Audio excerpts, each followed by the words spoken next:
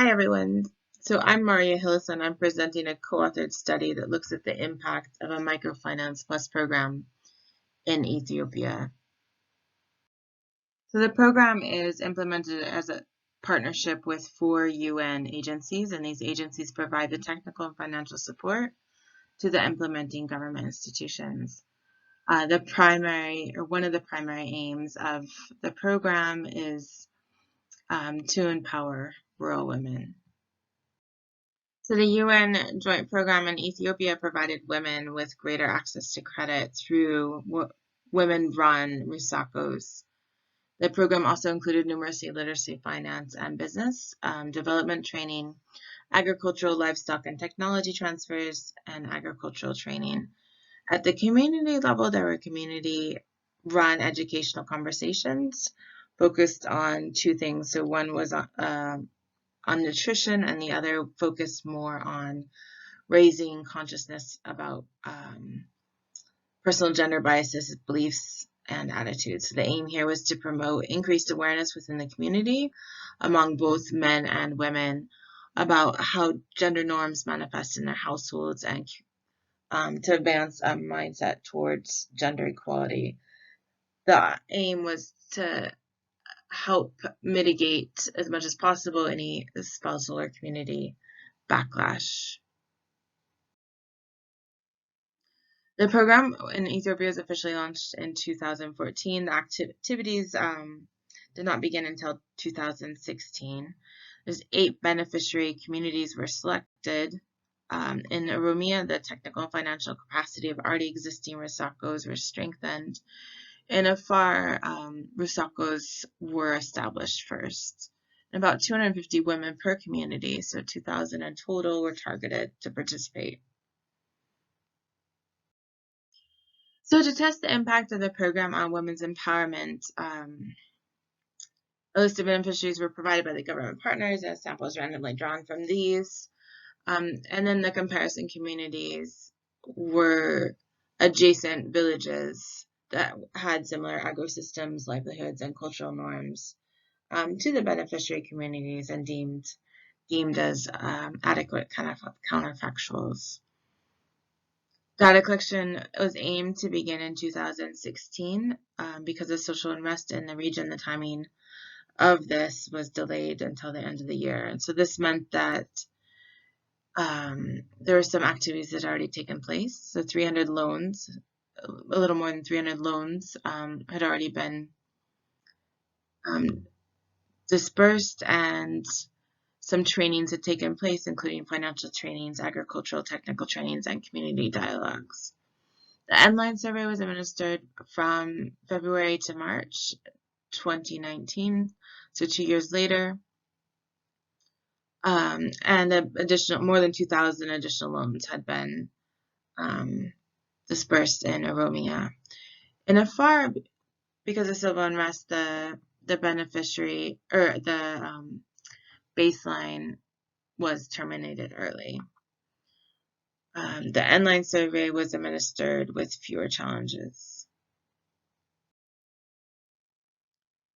In Oromia, our empirical strategy is to use a difference in difference estimator to account for the time invariant differences between the treatment and comparison groups with inverse probability weighting. So in Oromia, it looks like there's a group of beneficiaries that dropped out early in the program or failed to maintain good standing. These are beneficiaries that stated they did not have access at any point in the last 2 years, so since baseline, to the credit through their SACO. The majority of these did have access to credit the year prior to baseline. As there's really strong heterogeneity of impacts, we investigate the controlled direct effects of the program on these 2 groups separately. In Afar, we use a single difference estimator with inverse probability weighting. So in Oromia, at baseline, both treatment groups, those that maintain good standing and those that did not have access to credit, were highly empowered based on the pro-WEAI indicators, particularly in the instrumental agency indicators.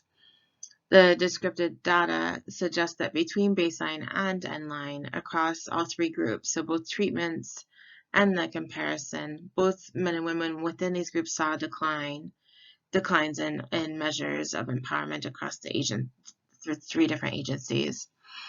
The field staff, as well as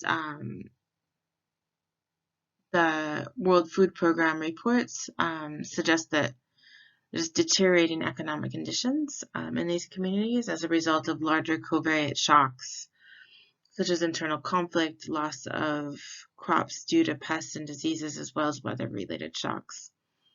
While both groups of beneficiaries benefited by participating prior to baseline, the impact evaluation suggests that the treatment group with access to credit, so continued access to credit between baseline and endline, was more resilient in the face of shocks than those that did not have access to credit.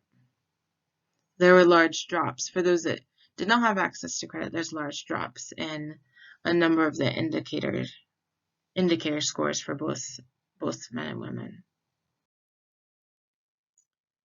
In Afar, the program started later, and there was little to no access to credit initially at baseline in both the comparison and beneficiary communities. There was, in Afar, there's positive and significant results in terms of overall empowerment scores and the number of empowerment indicators, including positive impacts on control over the use of income. Interestingly, this coincided with a decrease in an intrinsic agency dimension of autonomy and income. So it suggests that the program's internal agency was affected in a way that compelled them to use the income based more on expectations from their spouse, family members of the community, rather than what they personally thought was best for themselves and their families. So there appears to be greater impacts on empowerment in Afar than in Oromia, even though fewer resources were dedicated to the program in Afar. This may be because the program filled greater gaps in women's economic empowerment.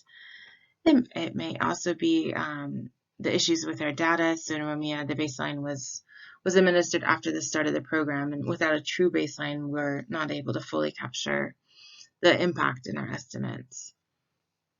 In terms of thinking about why there are participants dropping out, it's possible that despite the best intentions of the UN agencies, that the program didn't fully meet the needs of women in the communities. So the qualitative study, which was implemented early on, so near baseline, points to hints of the possibility of favoritism and some unfairness, program disorganization, as well as potential spousal and community backlash. So all these deserve careful investigation. Thanks.